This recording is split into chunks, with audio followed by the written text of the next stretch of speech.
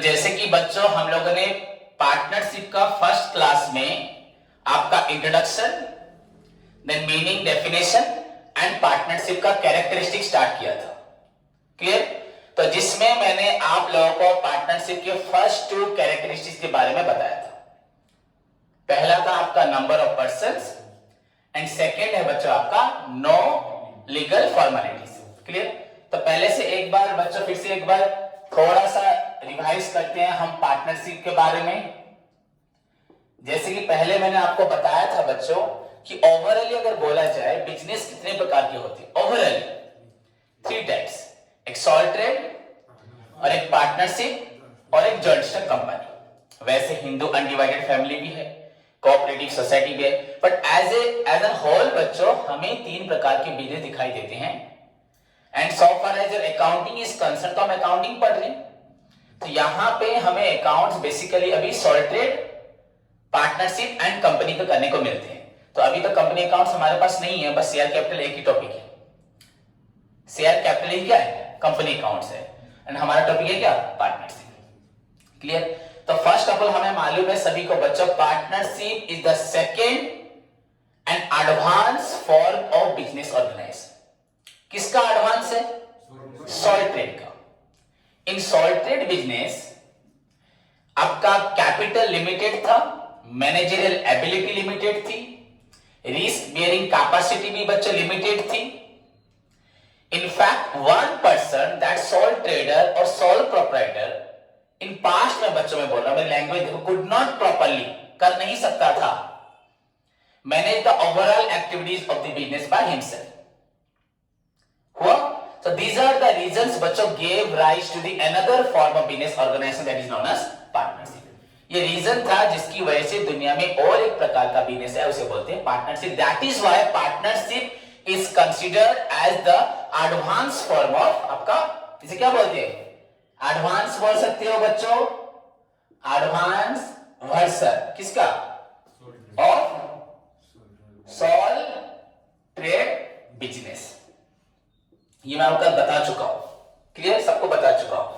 So partnership is the second and advance version of बच्चों sole trade business. In sole trade business the capital is limited, managerial ability is limited, risk bearing capacity also limited, one person could not properly manage the overall activities of the business. These are the reasons बच्चों gave rise to the another form of business organization इस दुनिया में आया, that is known as partnership। Clear? तो this is introduction. Partnership दुनिया में कैसे, कहां से आया, क्यों आया। एंड बच्चों पार्टनरशिप अगर बात किया जाए, इंडिया में पार्टनरशिप बच्चों कब आया था? 1932। पहले भी पार्टनरशिप था, बट बच्चों आपका लॉ में पार्टनरशिप का एक्ट कब बना? 1932 में। तो इसे बोलते हैं बच्चों Indian partnership act 1932। Clear? And इसमें बच्चों सेक्शन 4 क्या है? सेक्शन 4 में आपका पार्टनरशिप के बारे में एक्सप्लेन या डिफाइन किया गया है। सो this is one of the objective question बच्चों आपका एमसीक्यू में आएगा। Which section defines partnership? Section 4 of the Indian partnership act 1932। Clear? वो बात छोड़ो अभी। तो पार्टनरशिप का बच्चों अगर बोला जाए, in India partnership was for the first time come into force. Was come into force, कब फोर्स में आया? In the year 1932। कब आया? 1932। समझ में आया कि नहीं? Under the Indian partnership act 1932। उससे पहले भी पार्टनरशिप था, बट ऑफिशियली रिकॉग्निशन मिला नहीं था। क्लियर? सो भारत में पार्टनरशिप एक्ट कब बना? 1932। हम जो पढ़ रहे हैं वो इंडियन पार्टनरशिप पढ़ेंगे ना। समझ में आया कि नहीं? तो इंडियन पार्टनरशिप एक्ट पढ़ोगे। So this is all about the introduction. Clear? So partnership is the second and advance version of sole trade business. In sole trade business managerial ability, resources, आपका जो वाइड स्कोप ऑफ होता है development वो नहीं था, limited area of development था। हाँ, in fact बच्चों risk bearing capacity is also limited and on the whole one person could not properly manage the overall activities of the business. These are the reasons बच्चों gave rise to the another advanced form of business organization that is known as partnership. In India, partnership बच्चों was come into force under the Indian Partnership Act 1932 जो मैं कल बता चुका था। Then meaning partnership क्या है बच्चों? Partnership is the relation between two और मोर पर्सन या मोर देन वन पर्सन। एक इंसान से अगर ज्यादा लोग बिजनेस करते हैं, that is known as partnership. Clear? Partnership is the relation between two और more person, it is the association of two और more person, it is an agreement between two और मोर पर्सन। तुम कुछ भी बोल सकते हो। To carry out any legal business, क्या legal business? Clear? With contributing capital, सभी मिलके देंगे। Okay, sharing profit and loss, profit भी लेंगे लॉस भी लेंगे। क्लियर? टेकिंग बच्चों ऑल आपका जो भी डिसीजन सब मिलके लेंगे। Bearing all the risk and uncertainty, सारे रिस्क अनसर्टेनिटी मिलके लेंगे। समझ में आया कि that is known as partnership. And जब डेफिनेशन की बात आती है बच्चों, हमारे पास बहुत सारी डेफिनेशंस है, बुक से देख सकते हो। कल मैंने बोला था, एलेक्स सनी ने बोला था, partnership is the relation between person to carry out any business with a view to private gain. सभी को अपना अपना फायदा पाना होता है, इसलिए वो लोग मिलेगा करते हैं। बट पार्टनरशिप एक्ट 1932 में वेरी इंपॉर्टेंट डेफिनेशन है। Partnership is the relation between person, ये डेफिनेशन आता है चाहे सीएचएसई हो चाहे सीबीएसई हो आईसीएसई हो। Defined partnership under the Indian partnership act 1932।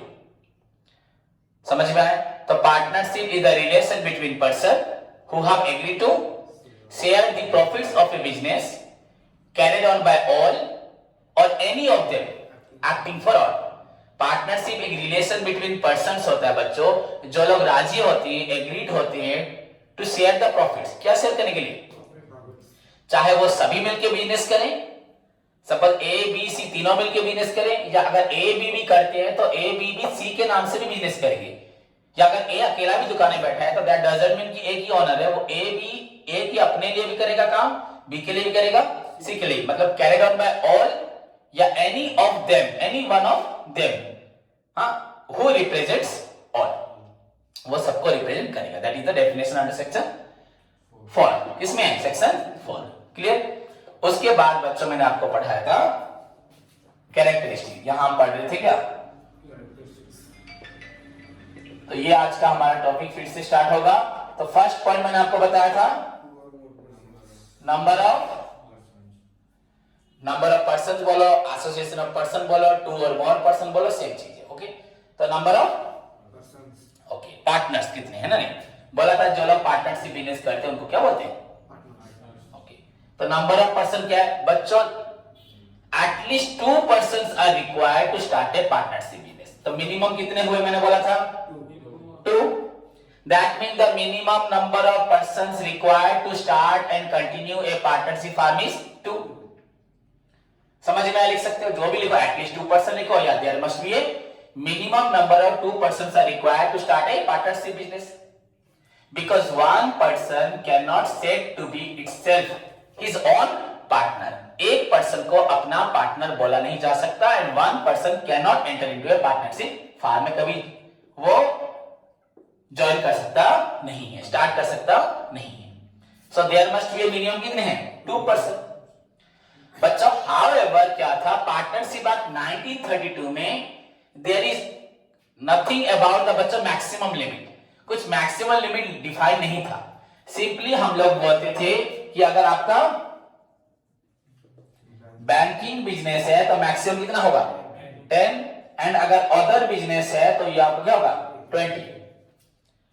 Partnership act 1932 में ये मान के चलते थे, पर आज इसका कोई यूटिलिटी नहीं है, कोई भी इंपॉर्टेंस नहीं है। समझे?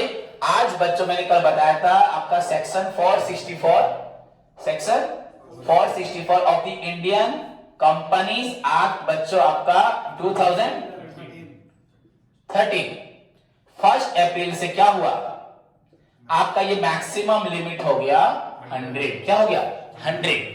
मैक्सिमम लिमिट आपका हो गया 100। मेरी बात समझे? तो एग्जाम में आएगा, what is the maximum limit, what is the limit of partnership? Minimum 2, maximum 100। Minimum 2, maximum 100। पर अगर तुम्हारे सीबीएसई में चेंज नहीं हुआ तो शायद 10-20 हो सकता है, चेंज हुआ है ना, तो मैक्सिमम क्या है? 100। क्लियर? तो section 464 of the Indian partnership act में क्या लिखा है कि मैक्सिमम नंबर ऑफ पार्टनर्स कितने हैं? मैक्सिमम नंबर पार्टनर कितने हैं? 100। समझ में आया कि नहीं है? क्लियर? समझ में आया? सो बच्चों the minimum number of person required to start a partnership business कितना है? 2. However, there is nothing described about the maximum number of limit in the Indian Partnership Act 1932. अब इसके बारे में जिक्र भी नहीं करना है, बट इंडियन पार्टनरशिप एक्ट आपका बच्चों 2013 ने सेक्शन 461 के हिसाब से 1 अप्रैल को बच्चों ये लिमिट कहां तक बना दी थी? 100 तक। तो वहां से हम बोल सकते हैं मैक्सिमम कितने हैं? क्लियर? सेकेंड बच्चों, उसके बाद सेकेंड पॉइंट क्या बोला था? No legal formalities. बच्चों वैसे फीचर्स बहुत सारे हैं, कैरेक्टरिस्टिक्स बहुत सारे हैं, आप लोग कोई भी लेके चल सकते हो, 15-20 मिनट निकलेंगे, पर हमें बस ये तो अकाउंटिंग है ना, तो इसमें थियरी का इतना यूज नहीं है। मैनेजमेंट में इसको बहुत डिस्क्राइब करना होता है, तो अकाउंटिंग में आ सकता है राइट एनी 3 फीचर्स, ये 2 कैरेक्टरिस्टिक्स ऑफ पार्टनरशिप। तो आप लोग हार्डली 6-7-8 पढ़ लोगे, सफिशिएंट है। तो बच्चों सेकेंड पॉइंट क्या था? No legal. इसका मतलब क्या है? जैसे हम लोग सोल ट्रेड बिजनेस को कभी भी स्टार्ट कर सकते हैं, किसी भी तरह से सरकार के पास जाके किसी ऑफिस में जाके कोई रजिस्ट्रेशन की जरूरत नहीं है। वैसे ही बच्चों पार्टनरशिप बिजनेस स्टार्ट करने के लिए भी किसी प्रकार का आपको कोई भी रिक्वायरमेंट नहीं है, लीगल फॉर्मेलिटी की जरूरत नहीं है। अगर तुम्हारे अंदर विश्वास है, ट्रस्ट है, भरोसा है, एक दूसरे के ऊपर पैसा है, तो you can start your business. So like sole trade business बच्चों, there is no legal formalities to start a partnership business. समझ में आया कि नहीं? पार्टनरशिप बिजनेस स्टार्ट करने के लिए किसी प्रकार का कोई भी रेस्ट्रिक्शंस नहीं है बच्चा। 2 और मोर पर्सन अगर उनके अंदर गुड रिलेशनशिप है, अटमोस्ट गुड फेथ है, they can start their business. तो इसे एक्सप्लेन ज्यादा नहीं करना। There is no legal formalities in order to start a partnership business like sole trade business. But company में क्या है? फॉर्मेशन, इनकॉर्पोरेशन, बहुत कुछ है बच्चों, कंपनी ऐसे बनती नहीं है। क्लियर?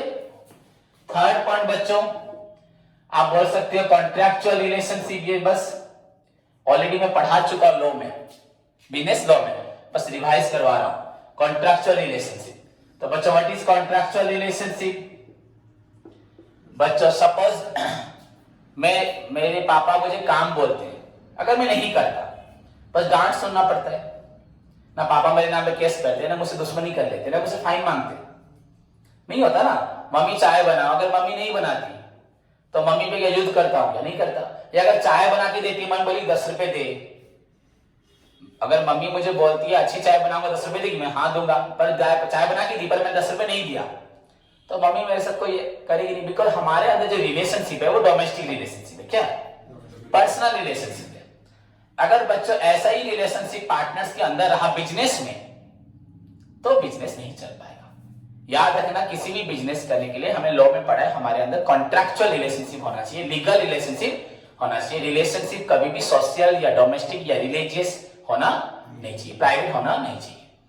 सो बच्चों the another important characteristics of a partnership are the relationship between the partners must be a contractual relationship, must be legal relationship, it should not be domestic.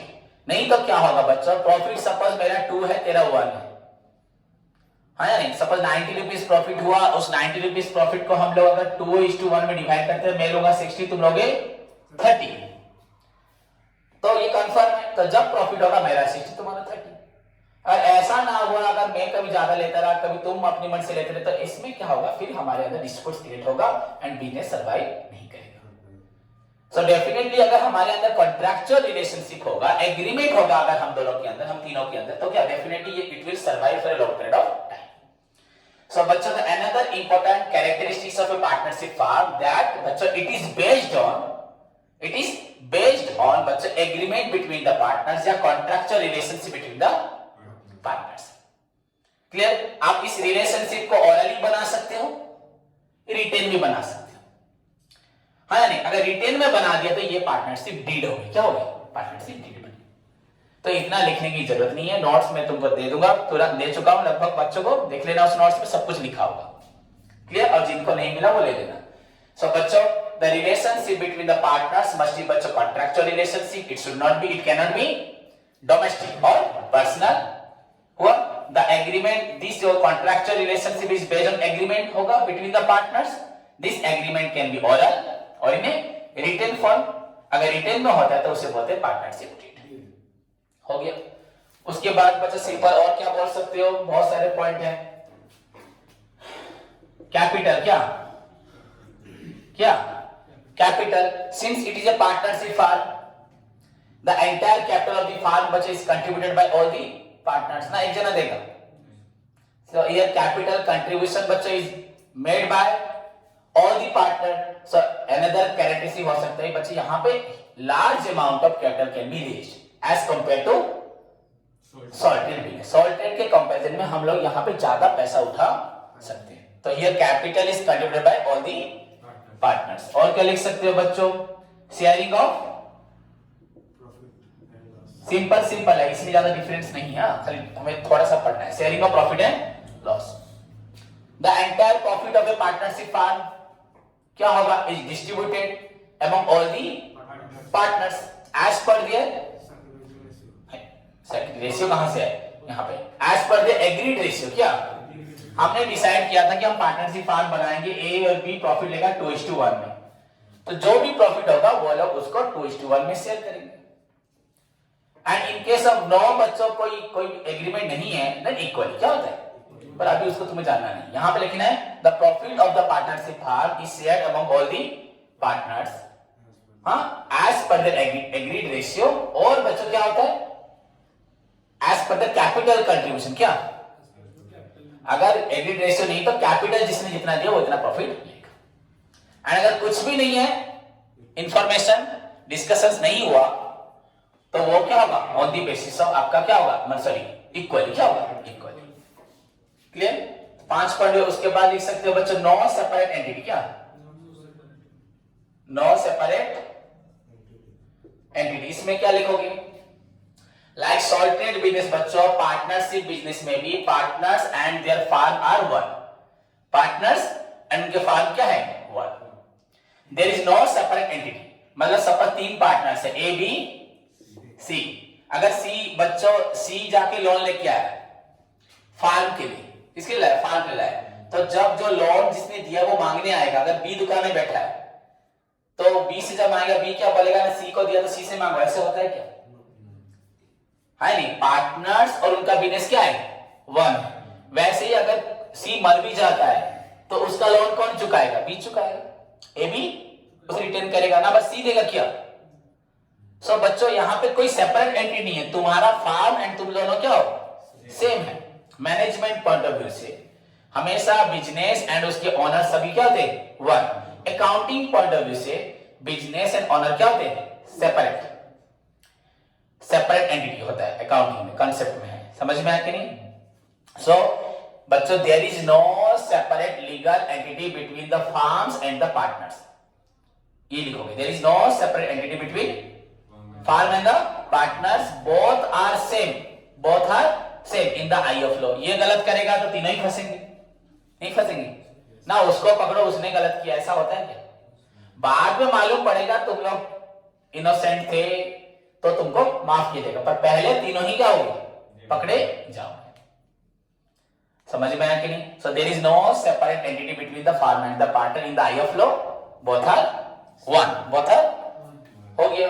उसके बाद क्या बोल सकते हो बच्चों, अनलिमिटेड लायबिलिटी, क्या बोल सकते हो बच्चों, पार्टनरशिप फार्म में भी क्या है, द लायबिलिटी क्या है, अनलिमिटेड। क्या है लायबिलिटी अनलिमिटेड का मतलब क्या है,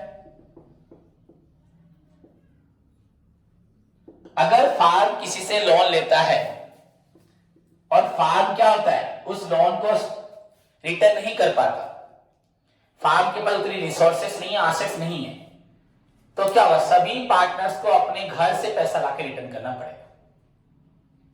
समझ में आया कि नहीं। तुम तीनों ने बिजनेस स्टार्ट किया ए बी सी, अब तुमने लोन लिया है 1 करोड़, सपोज बिजनेस डूबने जा रहा है, पैसा बिल्कुल फार्म में नहीं है, तो तुम लोगों को अपने अपने घर से लाके पैसा देना पड़ेगा। जितना दुकान में दे दोगे, जितना शॉर्टेज हो कहां से लाओगे,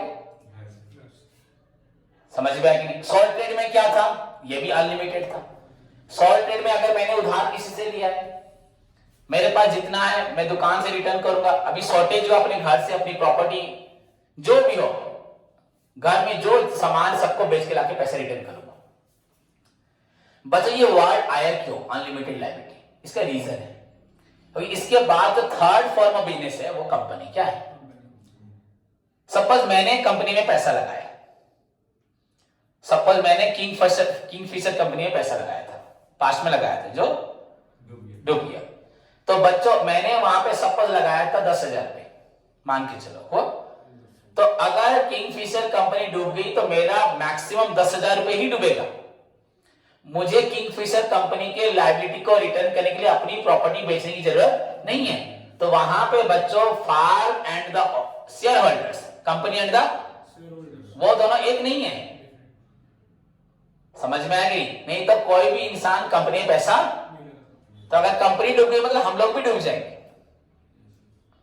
समझ में आ गई? नहीं तो वहां पे ये कैरेक्टरिस्टिक्स भी चेंज हो जाता है। सेपरेट एंटिटी क्या होता है, एंड ये वाला भी चेंज हो जाता है बच्चों। लिमिटेड लायबिलिटी क्या होता है, अगर मैंने कंपनी में इन्वेस्ट किया 1 करोड़ तो मुझे 1 करोड़ के ऊपर रिटर्न मिलेगा। डूब जाएगा तो मैक्सिमम 1 करोड़ डूब जाएगा, जो दिया है वो यूजुअली तो इतना पूरा डूबता नहीं, कुछ डूब जाते हैं। बट मुझसे कोई पर्सनली 1 रुपए मांग सकता नहीं है, because the liability of the share holder क्या है, लिमिटेड। तो जब हम कंपैरिजन पॉइंट ऑफ व्यू से जाते हैं तो we see there is an another characteristics. ये ऑलरेडी मैं पूरा धीरे धीरे करके समझा चुका हूं, इसलिए स्पीडली बता रहा हूं। क्लियर? तो अनदर कैरेक्टरिस्टिक बच्चों क्या है, ये आपका unlimited liability. The liability of the partners बच्चों in a partnership firm is always unlimited, but as compare to sole trader क्या है, लिमिटेड। सोल ट्रेडर में मैंने 1 करोड़ उधार लिया था, मैं अकेला चुप रिटर्न करूंगा। यहां पे 1 करोड़ लिया 3 जने हैं तो 3 जने मिलके करेंगे, तो मतलब उनके कंपैरिजन में हमें थोड़ा कम बर्डन लेना पड़ेगा, इसलिए तो पार्टनरशिप किया था ना। समझ में आया कि नहीं? So the liability of the partnership firm, the liability of the partners of the partnership firm is always बच्चों क्या, unlimited. And in case of firms डेब्ट, अगर फर्म डूब जाता है, their personal property is also liable for the repayment of डेब्ट। उनकी अपनी घर की प्रॉपर्टी भी जिम्मेदार पड़ेगी बच्चों उस पैसे को रिटर्न करने के लिए। क्लियर? तो ये और एक पॉइंट हुआ, और जरूरत नहीं है, और ये लिखोगे तो लिख लो utmost गुड फेथ। क्या द बेसिक कैरेक्टरिस्टिक्स बच्चों, गुड फेथ क्या, गुड, तो one of the main characteristics of a partnership business बच्चों क्या, good faith. Partnership is based on mutual relationship, mutual trust among the partners. All partners बच्चों एक दूसरे को बहुत ज्यादा ट्रस्ट करते होंगे। क्या करते होंगे, ट्रस्ट। अगर उनके अंदर एक दूसरे के प्रति ट्रस्ट नहीं होगा तो पार्टनरशिप फर्म कभी चल सकता ही नहीं, चल सकता है क्या? So the very base, the base बच्चों, बेस मतलब जिसे फाउंडेशन जैसे बोलते हैं, हमारी नींव क्या है, the good faith among each other. हमारे अंदर अगर एक दूसरे के प्रति विश्वास नहीं होगी, मैं अगर घर जाता हूं तो वो बैठा हुआ पैसा चुराता नहीं है, अगर ऐसी सोच होगी तो हमारा पार्टनरशिप फर्म कभी सर्वाइव नहीं करेगा। क्लियर? सो ये हम लोग पहले बहुत सारे पढ़े, इसको छोड़ के बच्चों लिख सकते हो कंट्रोल, क्या लिख सकते हो, माने सभी पार्टनर मिलकर कंट्रोल करते हैं, डिसीजन मेकिंग सभी मिलकर डिसीजन लेते हैं, रिस्क बियरिंग सभी मिलकर रिस्क को बेयर करते हैं। समझ में आया कि नहीं? और लिख सकते हो वाइड एरिया ऑफ डेवलपमेंट, यहाँ पे as compare to sole trade क्या है, यहाँ पे डेवलपमेंट बड़ा हो सकता है। तो ये सब एडवांटेज में भी जाते हैं, किसमें जाते हैं, बट बेसिकली आपको कैरेक्टरिस्टिक्स अगर एग्जाम में आए तो 2 और मोर पर्सन लिख देना, non legal formalities, contractual relationship, इसके बाद मैंने क्या बोला, आपका कैपिटल बोला, प्रॉफिट शेयरिंग रेशियो बोला, अनलिमिटेड लायबिलिटी बोला, गुड फेथ बोला। क्लियर? तो दीज आर क्या है बच्चों आपके, ओके। नेक्स्ट बच्चों ध्यान से देखो, तो नेक्स्ट जो हमारे अकाउंट्स पॉइंट ऑफ व्यू से बहुत जरूरी है, दैट इज नॉन एज, जिससे हमारी प्रॉब्लम बच्चों स्टार्ट होगी। ध्यान से देखना,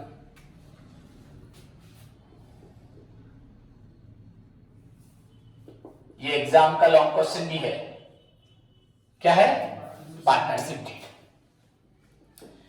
गारंटेड क्वेश्चन है बच्चों। क्लियर? बहुत सिंपल है, बहुत इजी है, पहले से पढ़े थे मेरे पास, हाँ, वेरी सिंपल है, बट ये प्रॉब्लम रिलेटेड है। तो बच्चों what do you mean by partnership deed? Partnership deed किसे बोलते हैं? अभी तो बता दिया था, एग्रीमेंट, रिटेन एग्रीमेंट। क्या बताया था? ऑरल भी हो सकता है, पर डीड बेसिकली कब बोला जाएगा, जब वो क्या होगा, written. Okay, so what is partnership deed बच्चों? पार्टनर डीड क्या है? पार्टनरशिप डीड बच्चों is a written agreement, written document. क्या है? Written document. Partnership deed is a written document that contains various rules and regulation. सब कुछ लिखा हुआ है, कौन कौन पार्टनर है, सपोज पार्टनर ए है, बी है, सी है, इनका नाम, इनका एड्रेस लिखा होगा, हाँ ओके, इसने कितना कंट्रीब्यूशन दिया, 1 लाख, 2 लाख, 5 लाख, इसने कितना दिया, इसने कितना दिया, प्रॉफिट ये कितना लेगा, ये कितना लेगा, ये कितना लेगा।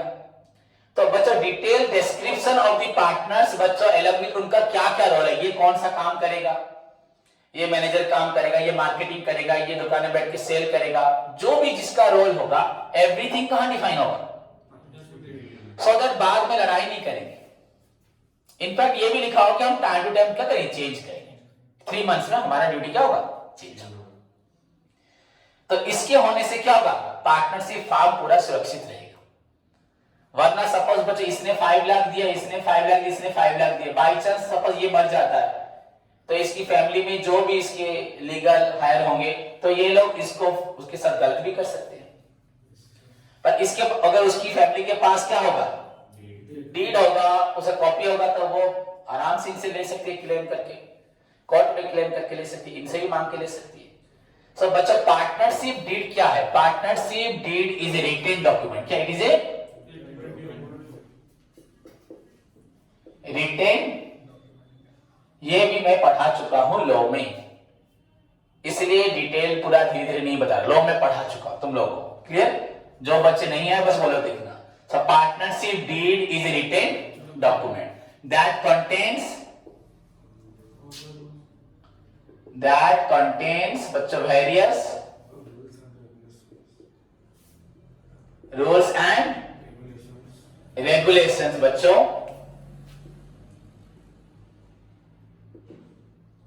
क्यों? टू सेटल क्या? टू सेटल एनी फ्यूचर क्या? फ्यूचर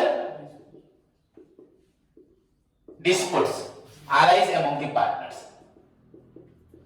arise among the क्या होगा, partners. So this is the meaning of deed. So partnership deed is a written document that contains बच्चों आपका various rules and regulation बच्चों to settle any future dispute arise among the partners. Exam में 2 marks question आएगा, what do you mean by partnership deed?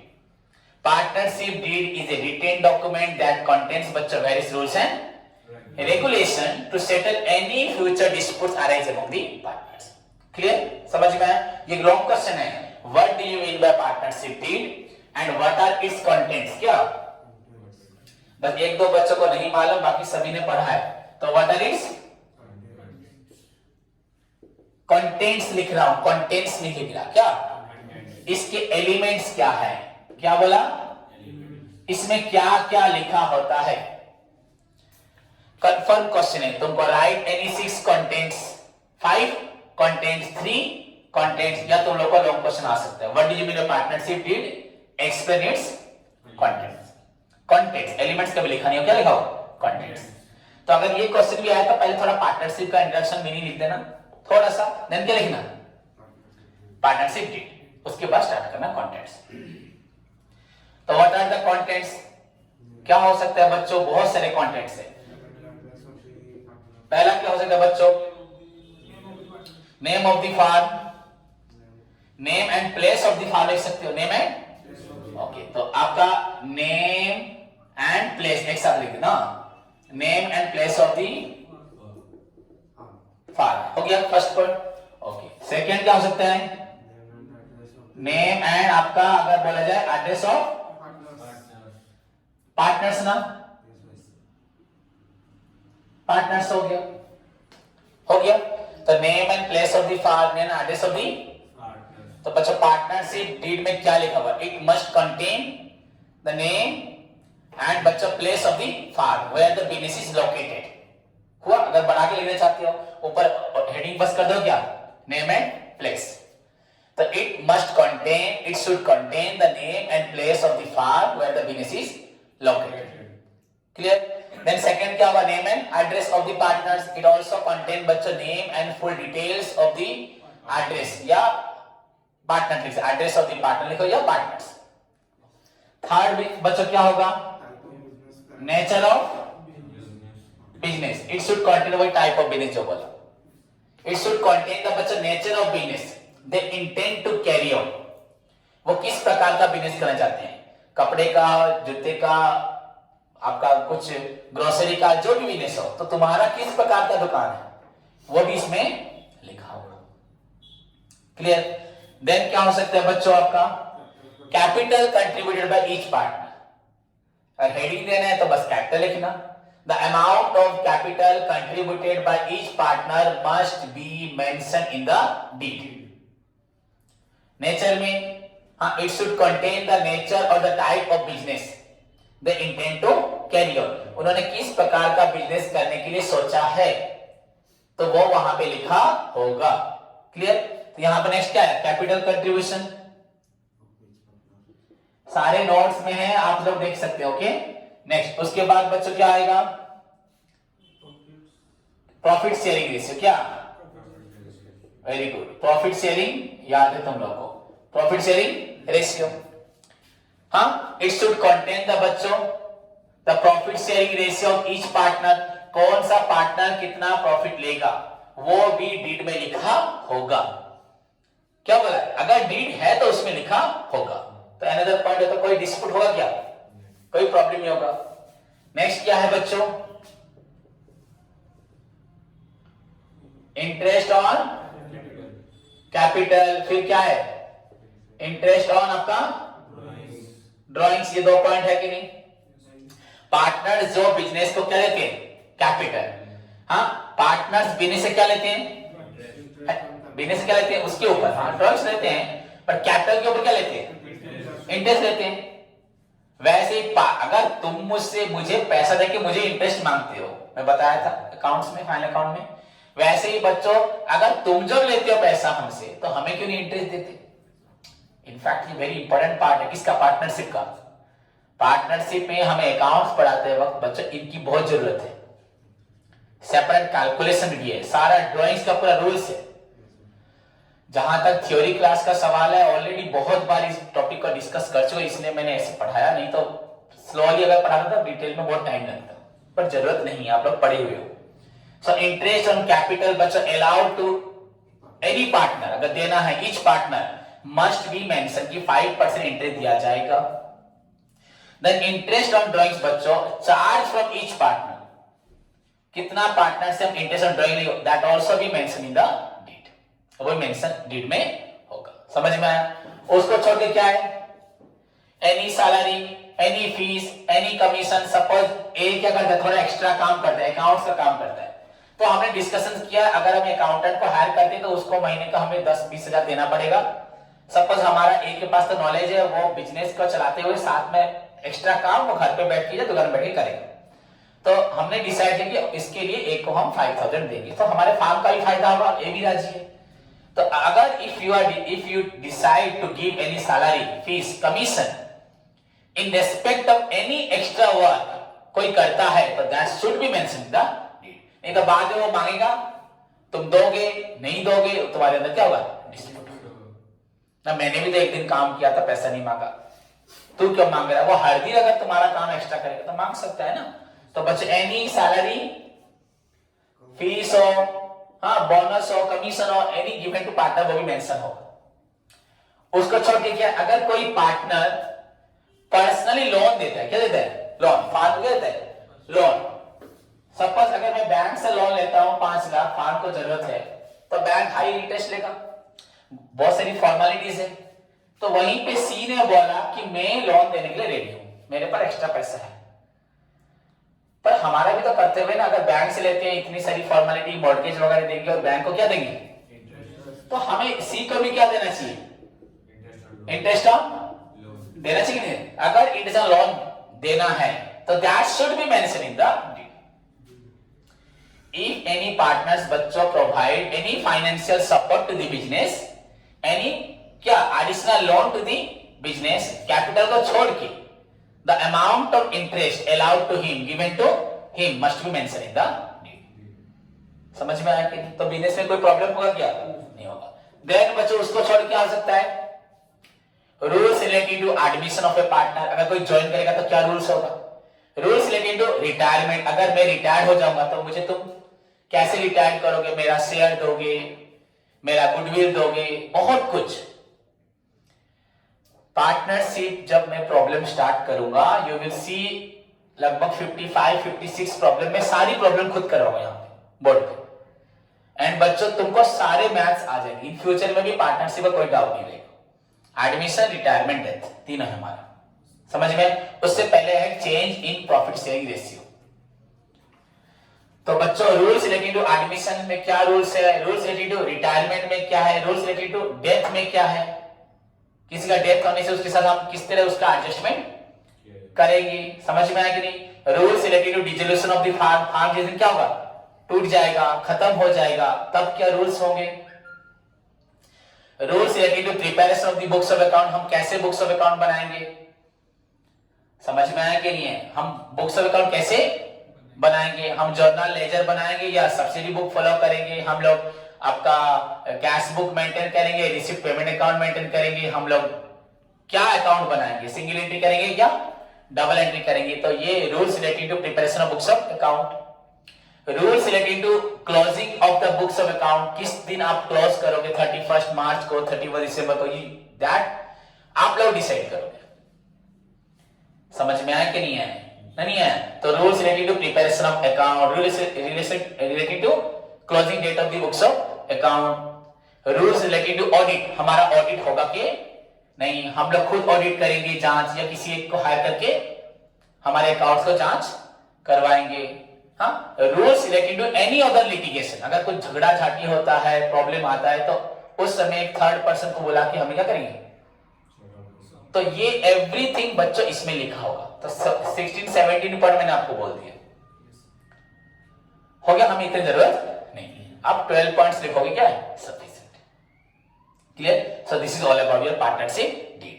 अब बच्चों तो very important है, अगर बाय चांस सपोज ये प्रॉब्लम रिलेटेड, अगर पार्टनरशिप में पार्टनरशिप डीड नहीं है, अगर उनके पास किसी प्रकार का बच्चों रिटन एग्रीमेंट नहीं है, मतलब अगर कोई भी डीड नहीं है, तब क्या होगा?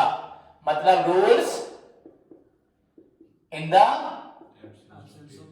एब्सेंस ऑफ बच्चों पार्टनरशिप डीड। पार्टनरशिप डीड अगर एब्सेंट होती है, साइलेंट होती है, तो वहां पे हमें किस तरह से अगर प्रॉब्लम होती है तो समाधान करना पड़ेगा, या विदाउट प्रॉब्लम ही हम लोग उस वहां पे किस तरह से सॉल्व करते होंगे।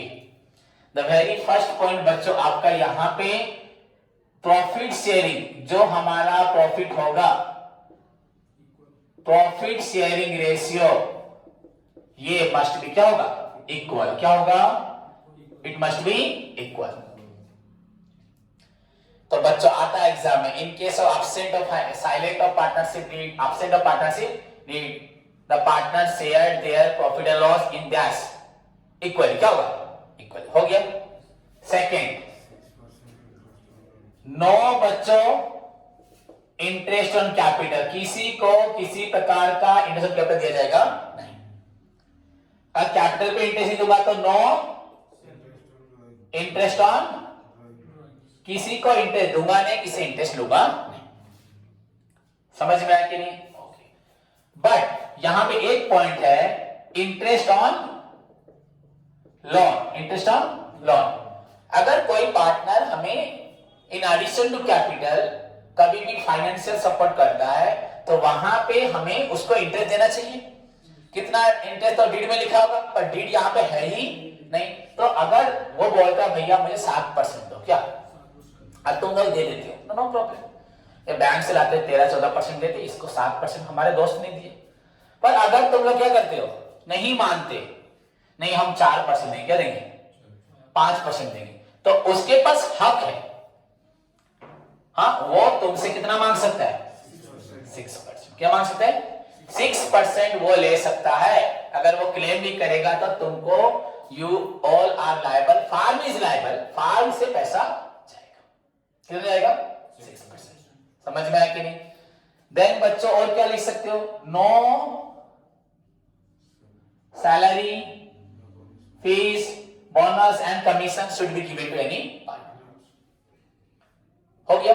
तो बच्चों these are the rules in the absence of partnership deed. ये वेरी इंपॉर्टेंट है, ये भी मैं डिस्कशन कर चुका हूं थ्योरी पार्ट में, क्योंकि हमारे बिजनेस लॉ में मैंने शायद इतनों को यहां तक से 6-7 क्लास में पढ़ा है, 6 to 7 क्लास मैंने लिया है इसको समझाने में। बस what is partnership, what are the characteristics, what are the advantages, what are the disadvantages, what is partnership deed, उसका कॉन्टेक्स्ट तो ओवरऑली हम लोग पढ़ चुके हैं, यहां पे इतना जरूरत नहीं है, बट ये बहुत जरूरी है। What are the rules in the absence of partnership deed. पहले है profit share ratio must be, no interest on capital is allowed, no interest on drawing is charge from the partner, interest on loan must be given बच्चों आपका 6%, okay.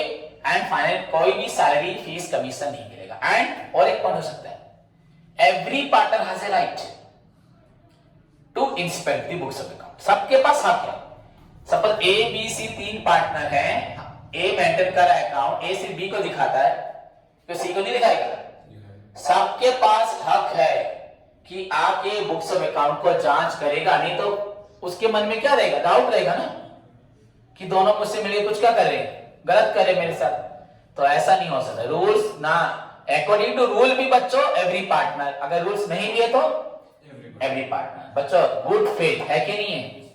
उनके अंदर बच्चों कोई भी चीज छुपा होकर रहेगा नहीं, उनके अंदर आउटसाइड से छुपा हो सकता है। एक कैरेक्टरिस्टिक्स है पार्टिसिपेशन इन मैनेजमेंट। हाँ, every partner has a right to take part in the decision making process of management. अगर एक पार्टनर भी एब्सेंट होगा तो उसके बिना प्रेजेंट के हम लोग किसी प्रकार का कोई भी मीटिंग करेंगे नहीं। अगर वो बोलता है भैया तुम लोग मीटिंग कर लो और मुझे क्या करना, इन्फॉर्म कर देना, देन ठीक है। अदरवाइज बच्चों, हेलो, हाँ